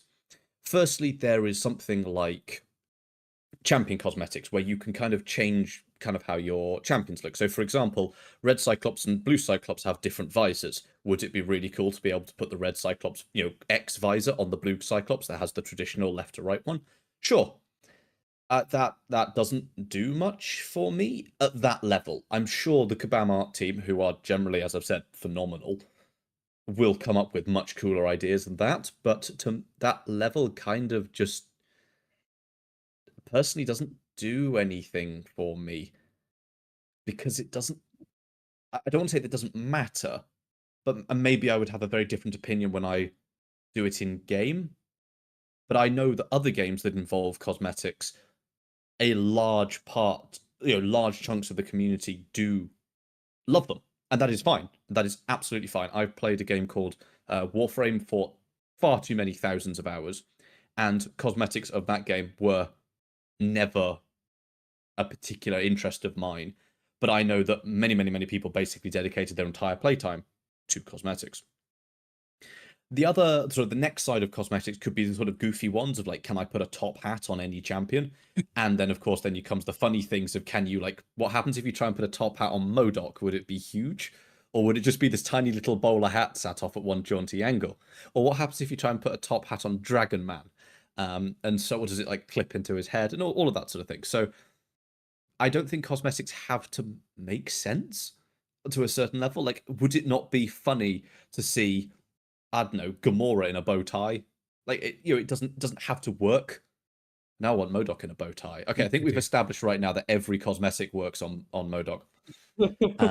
So that's fine. But what I absolutely want to avoid massively is what happened when Strikers came out, the first round of Strikers. Because everyone looked at a Striker and went, that gives me a 2% increase. I cannot be bothered to read this. And I think a lot of people think that way to this day. You upgrade your relic and it goes, this is a 0.7, and you put all the resources in it. It's now a 0.76% increase. And it's like, this is my critical rating bow tie, but if it increases my crits by 50 points, I think that's, again, I think it's going to be too much effort for what people will deal with. People already spend a lot of time reading nodes, reading champion abilities, learning which champions can fight which. I will be curious to see how it unfolds, but we will see. Now for the people that have actually read the post to talk about it. Very good. You want to go first, or should I take this? Yeah, I want to say it because I actually will be relatively quick on this. Is I see a lot of people in the chat. I appreciate all the ideas you guys are bringing up. I feel similar to a lot of you. And I was able to log in. Unfortunately, my Elgato isn't working, so I can't bring it up on the screen. I apologize. I did log on quickly and see what Miles looks like. It's basically just like a rainbow kind of iridescent effect over the character. They did, it looked to me like actually a pretty decent job of leaving his face available so you could see that, like the Spider-Man kind of head. And it definitely has the iridescent effect that moves. I think that's really nice. And I think they are pretty clear. This is like an initial like entryway. If this is going to work, though, I think I agree as an umbrella thing that this needs to move beyond just something that's on the profile picture that only the person sees. I think, and I don't play a lot of games anymore, guys, that what would make people want to buy this or do certain things for it is if it gives power in the game, which I don't want. I really am scared about that. Or it's something you can show off to other people. And so maybe that's like via That's the battle. biggest one. Yeah, but as like battlegrounds. See, like, yeah, thanks, Matty. I actually think that looks. I don't know. I mean, it's all subjective. I think that actually looks kind of cool. And you can still tell it's I think Miles. it's meant to look. I think it's meant to look like a shiny, like, Pokemon trading Yes. card or something. Yeah, and I think that's a really cool concept to lean into, and I do think people want to. So that's the other thing is I think what it is this probably isn't hitting like your whales, because your whales like, I spent for an advantage. This is gonna, I think, hit more like people who enjoy collecting, and maybe get them to spend when they otherwise wouldn't, or spend more. But I think you need to give, if you want to tap into the whales, you're not going to sell power, which I'm only positive on this if they sell power. We're setting Matty up. Yes, I know. I think they need to be able to show it off better. Like, I'm a YouTuber. So you guys see how Vega's got Miles, and yay, that's cool. And it does kind of make me like Miles a little bit more, to be honest. It taps into something. But for your typical player, like, when are they going to get to show that off to anyone? And I think without that, I don't know how well this is going to go over. I really want to turn this over to Matty because he has some great thoughts on it. All right. Well, cosmetics are. They said that we're just testing this. It's not going to be anything revolutionary. I think if it is done correctly, it has the potential to really move this game forward. This whole post in general just gave me an air of competence. It was really refreshing that Kabamasaurus Rex just sat us down and said, okay, here's how we got here, and let's be really honest about where we make our money and why we're here. There are several parts of this that are just like A star, 100% no notes. I understand how this has come to be mechanistically just perfectly. Like, I get it. Like, the way he describes like the rabbit hole we're in with sales and more sales and more sales, and how people have stopped spending on what they call baseline is perfect. So this thing was really refreshing. People are being cautiously optimistic, I think, is a very good phrase for it. Cautiously optimistic, because it's very difficult to trust Kabam on anything post-September, but cautiously optimistic is appropriate. Now, cosmetics. Just making them shiny, I don't think is going to be enough. I think you guys have touched on great points. Like, if all it's going to be is something I see, and I don't get to show that off, that's going to limit the scope of this mechanic. For sure, you're absolutely right. I know that Encyclopedia may not be all into it himself, but I know that cosmetics and specifically skins in a lot of other games has generated an awful lot of interest, an awful lot of customizability. And I think that we could fundamentally change the tagline of this game. It used to be, come and collect your favorite Marvel characters. Why can't it be, come and collect and customize your favorite Marvel characters? Why can't we put a top hat on MODOK? That would be fun. Oh, and it free to would play be is over. Yeah, free to play is over, boys. We're dropping the 10 grand now. 10 grand champion. Forget Dark Phoenix. We're talking about top hat MODOK over here. 100% go-to character. But there's that. When I made my video, I was concerned that just making them shiny or pure cosmetic changes would not be enough. So I devised a way of introducing power to this gently. But we'll get onto that in a second. I think the ideas that you guys, some of the guys in the chat, have come up with for like skins and putting top hats on MODOKs, obviously, is a lot deeper than I gave it credit for, and is certainly a way that Kabam can monetize without harming the meta at all. But if we do want to add power, I worry that by adding power to first appearance champions, and they did mention in this post that obviously this is going to come from pre-release bundles and the crystals, but also that they want to add in-game challenges. Yeah. So in-game challenges for this. Where is it this post? September. No, I might be on the wrong post. I'm finding a middle ground. Is that the right post? No, it's not. No. And fix. I'm only saying this so you can find where you want to. So take a second and find where you're looking for. I have the post up on screen, but I'm saying this for the chat too, and also to give you a minute. Is Matty just misspoke earlier? He's aware that the cosmetics post was written by Crashed. He just misspoke. Oh, Crash. It's okay. Sorry, yeah, I'm on I'm- the wrong post entirely. I misspeak all the time. I know what it's like. But he's aware in his video. He's aware that it was Crash. Oh yeah, no, I'm completely the wrong post. But anyway, they mentioned that they want to give some in-game challenges for first appearance champions, and where this is coming from is that I'm a player who obviously has really put a lot of effort into trying to help and fix the situation we have with champion design right now, and I want to give as much help as possible to other forms of monetization so they can back off. Just say, leave champion design alone. We do not want to dig ourselves another rabbit hole with Dark Phoenix, Serpent, Enchanters, and all this stuff. We don't want that. So if they say we're going to introduce in-game challenges, I don't want it to impact your crystal sales at all, and B, I want to introduce a fail-safe for if cosmetic changes is not enough. That's why I'm advocating for power. It's just a little bit of power. And I'm actually going to hand over to Vega because I've been yapping for too long, and I want to know what your thoughts are on what sort of power should be introduced on top of just cosmetic. So I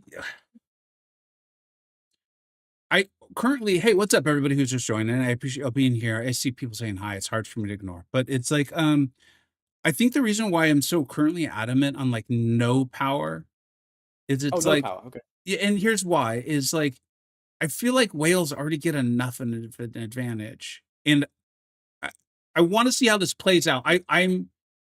I guess there's a world where I'm open to the idea of them selling some small level of power. I don't know what that would be. Particularly if this is the sort of thing that, as a lot of us are saying, like I feel like you guys are saying, I feel like the chat saying is like, this is not going to appeal to your current whale for the most part in MCoC. This is more to your collector, people who play like trading card games, people who are interested in skins, that sort of stuff. Although I don't go too far down this line. I have a feeling they might not be allowed to do skins because it's a Marvel product or a Marvel IP. I don't know if there's other games who've done that, or they might even have their own reasons for wanting to do that. Like think about like if they do another version of like a Spider-Man, right? Then that could potentially preclude them from making that Spider-Man in the future. And Bam can't go more than a couple of months without making a Spider-Man. So like, then what would they do, right? The kind of conflict and tension they would feel. Obviously trying to be a bit humorous, but I think you get the point. Is if this starts going well, and then they start selling power, my concern is that they will just basically do with it what they've done with set current champ sales. Is like, ooh, this worked once. So if people spent this much on 1% power, how much do they spend on 1.5%? And then people buy it. And then 3 months later, it's like, okay, now let's sell them back to 1%. The people who spent the money are now like, hey, we spent $1,000 on 1.5%. Now you're trying to sell it to us for $1,000. What the heck? Is the customer wrong? No. So now Kabam's like, shit. All right, next month, 2% power. And it just like goes on itself. So it's more for me about, I don't trust really people, okay, in general. This isn't just like a Kabam problem. This is like a human problem. To say like, this was enough amount of money for me. I'm comfortable. I don't need 2 yachts. My 1 yacht is plenty. And so that's why I'm just so scared of anything with power. Is I don't trust the ability to say, that company party, that was enough. We don't need to make it a full week in Aspen. 3 days was plenty. That sort of thing, And just to be clear, I don't know if they have a company party, and I don't know if it's in Aspen. I have no idea. That was just a really clear example. I bet they do. Yeah. But no, there are That's absolutely fair, and I'm now reevaluating stuff myself, and that's why we have this podcast to think, because I'm aware that me saying power might come back to bite me down the line because I'm a free to play player. I'm never spending on anything. So if they start handing out more and more aggressive like abilities and power changes to first appearance champions that can only be bought, then I'm obviously going to get ranty about that, and I don't want to come out like a hypocrite later. But the in-game challenges that they reference in the future is what caught my attention with power, because it seemed to me like a win-win situation. It seemed to me like first appearance champions offered us a window to more champions like Deathless Thanos. Not in terms of Deathless Thanos' design or abilities, but in terms of acquisition. We have obviously a very powerful character who you can spend God knows how much radiance and units to pick up the pieces of the relevant champions to make sure you get him. But fundamentally, you've also got to go through Necropolis and all the relevant challenges in whatever Summer of Pain or Autumn of Agony or Winter of Woe, whatever, to make sure you get him.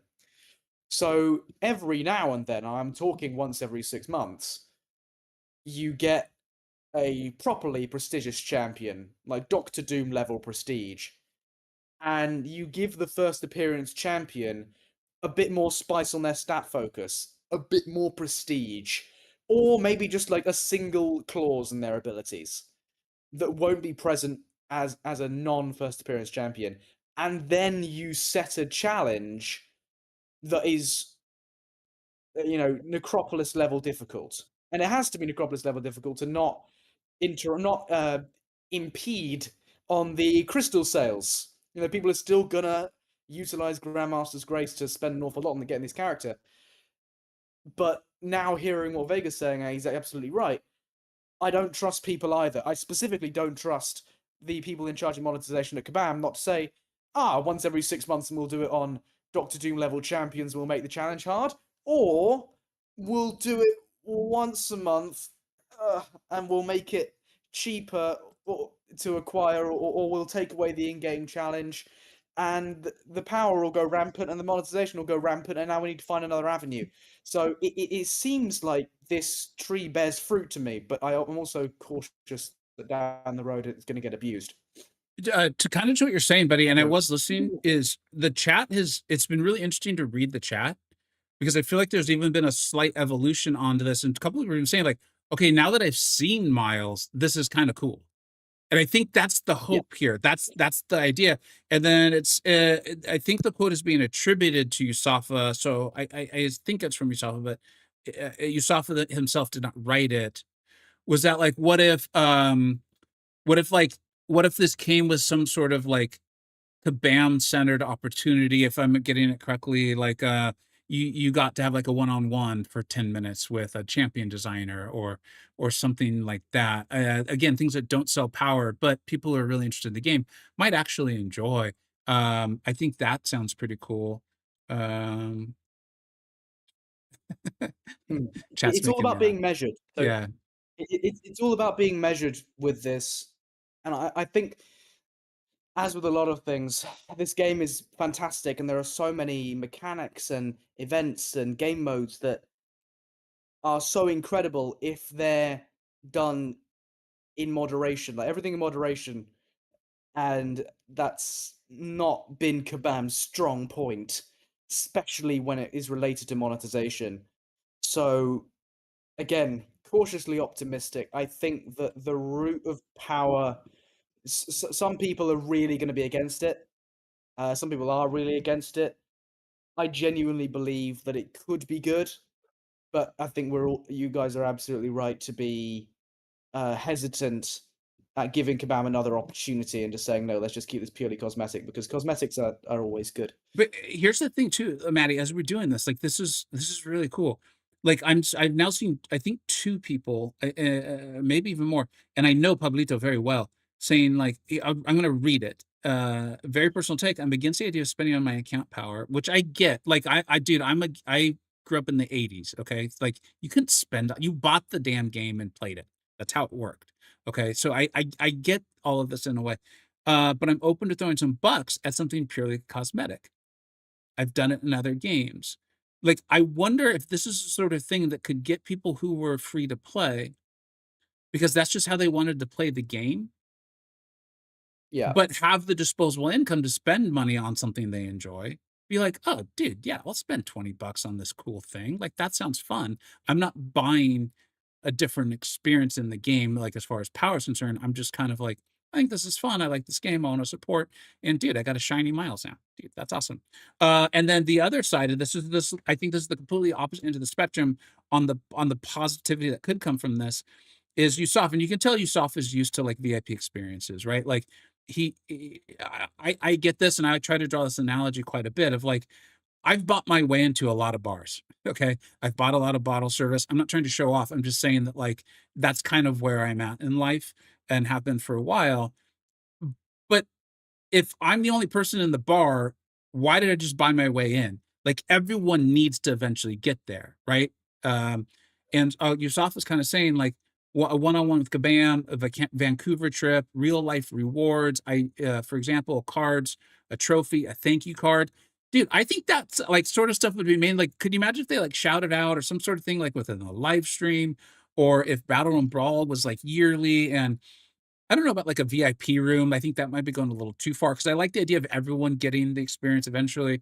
But like maybe you get early access, 30 minutes, private time with like a balance designer, and I mean that in like in a good way, okay, or like Crash, or like yeah. No, I I'm just sorry. I know the chat I'm could sorry. take that in a bad way. I don't mean that in a Just bad say that way. again. Yeah, No. Like, if you give me half an hour with a balance designer, I would pay for that. I And think honestly, I think people would pay to watch that as well. I think if But Kabam no, was watching facts. and open to the idea, they literally are just like, we are never doing that. Not having him. Yeah. Not him.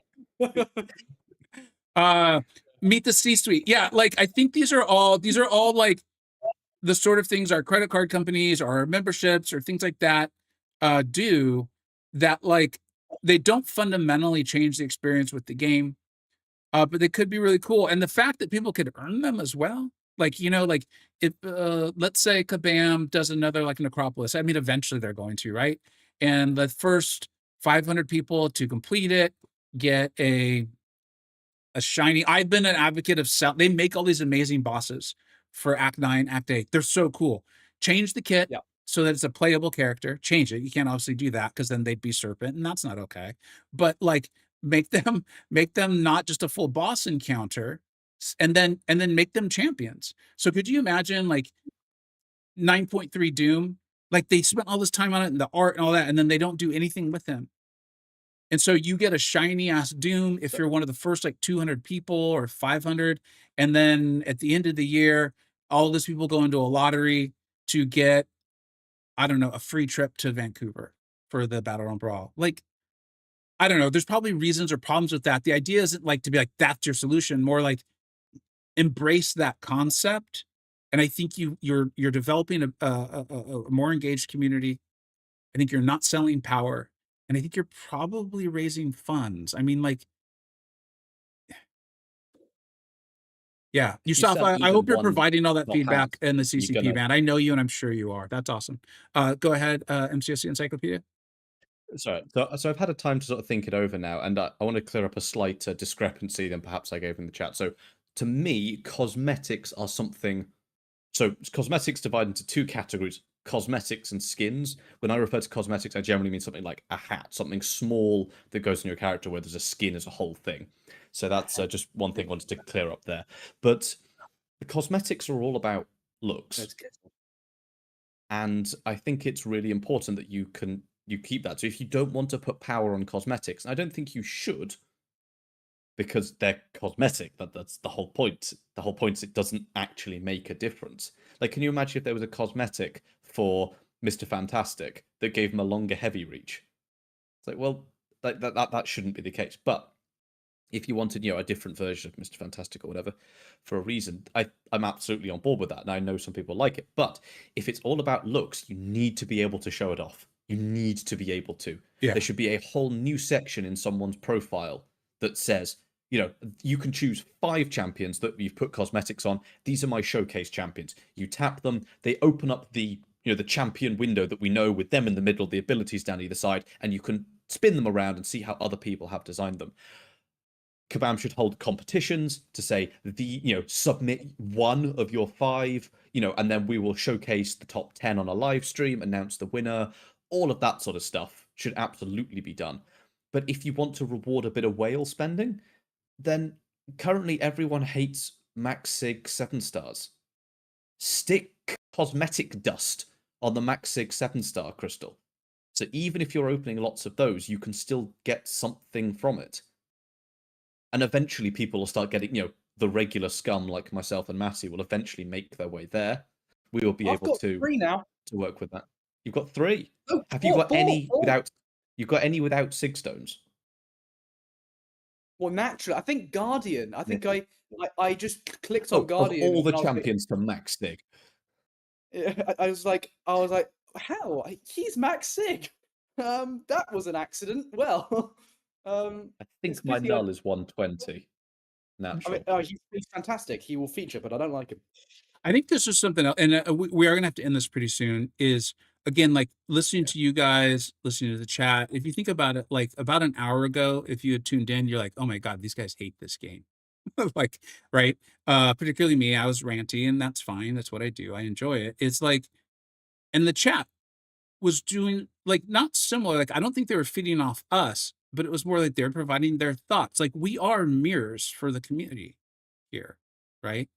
It's like, people who were earlier ranting and talking about the AI, and we all agree it needs to be fixed, are now like, hey, here's all these cool ideas. Oh, hey, I like MCoC Encyclopedia's idea. Hey, Matty's idea sounds great. Like, well, I mean, YouTube changes numbers. There's around 200 people watching, have been for a long time now. These people like the game. Like, we want it to be fixed. We want the idea of cosmetics because, hey, maybe it's a way for Kabam to make money. Maybe we'll be interested in buying these things. People who are free to play are like, oh, I would maybe buy that. That sounds cool. It wasn't like, I hate the game, I want to destroy it. It was more like, I don't want to pay for more power, but I like the game, and I would love to support it and have something cool. I just think that, like, I guess ultimately what I'm saying here, and I don't know how, if I get feedback on this, that, like, this wasn't appropriate to say, I'm open to it, and please tell me, is like, I really am thankful for the 2 guys here, Matty and MCoC Encyclopedia, for being willing to come in and be, like, to be critical constructively, to not fall into the idea of, like, everything is all good or all bad. Like, we can critique things and bring up the negatives, we can make jokes, but we can also bring up the positives and try to be positive. And I appreciate all of you in the chat. Like, it hasn't been the same 200 people the whole time, but you all doing the same thing, being like, oh, I don't like this, I do like this, this is ridiculous, this sounds great. And, like, I really am grateful for all of you. You guys are like, this is literally why this is fun to do. So yeah. Sorry. I would like to give Matty and MCoC Encyclopedia. They didn't know that we're about to end, but guys, I do, unfortunately, I need to go. No, I Yeah. did, and I'm sorry for being quiet. I've been working on a masterpiece. Okay. That I've It's a just sent masterpiece, to my Matty. group. Oh. And I would like to have a moment if Vega wants to screen share my masterpiece quickly, if he can. I have developed some concept art. You're going to have to hold it up to the screen like you did, because we do not want me messing really? with No. any technological. Maybe you could do it in a video. No. Maybe. Okay, no. I will try and airdrop it to myself. Masterpiece is only the word. Yes, it is a Do you masterpiece. know what I've just brought out? It is a masterpiece, honestly. All right, here we go. I will now show it to the screen, show the world my masterpiece. The future of Marvel Contest of Champions, ladies and gentlemen. I mean, hang on. Please You suffer. guys. First reactions. What's the price tag right here? Yeah, I think $2,000, one for each. Well, there are 2 hats, so I think that's only appropriate. Dark Phoenix level expenditure here. Like, come on. Okay, Pay up right now. I understand there's a bit of jokey, like, cheekiness, I think is the term in that. I would spend Yes. some money on that. I am not kidding. Like, no, I am not. I thought that looked awesome. I think it's funny. You guys know I like to make jokes about stuff I'm still serious on. And like, I think people would legitimately spend money, especially if it was like, this is from content creator X, in this case, Matty. Like, I could be wrong.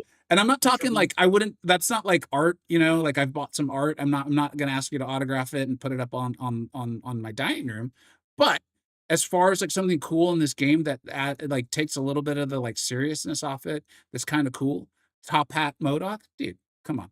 I seriously liked it. I actually made it big on screen. I don't know if you could see. Lovely. Well, everybody saw that. So I saw someone said in the chat, the problem is nobody plays MODOK anymore. Well, guess what? They would after this. Oh hell yeah! MODOK, Stick that man on defense. yeah, Defense also hat. he's actually criminally underrated now, but also, yes, they would after this. 100%. Or like it just as and then I really am done. Is if you could Okay. change your profile picture so you could truly show who your top, like who you want your top 5 champions to be, not have it be dictated by I think it's their prestige.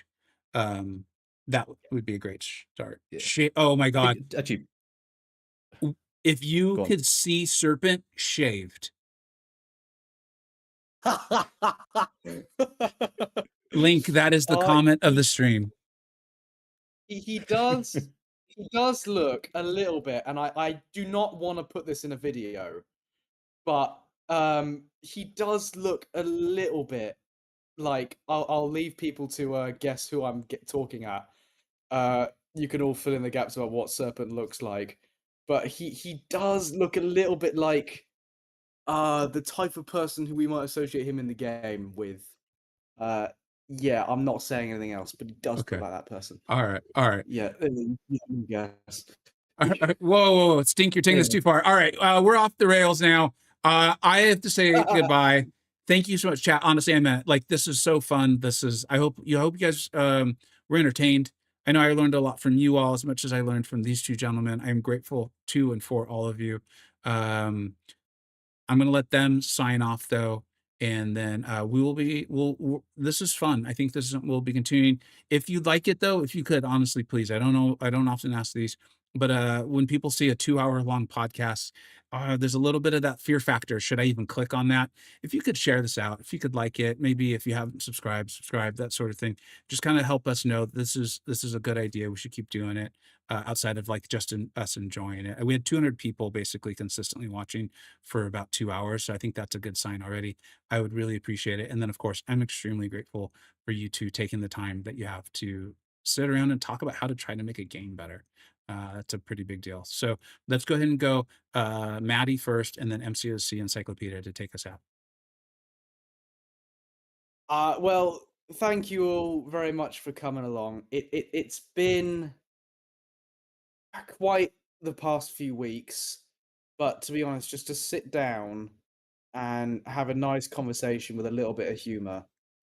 I mean, it doesn't fix things, but it does make things a little bit better. Thank you all very much.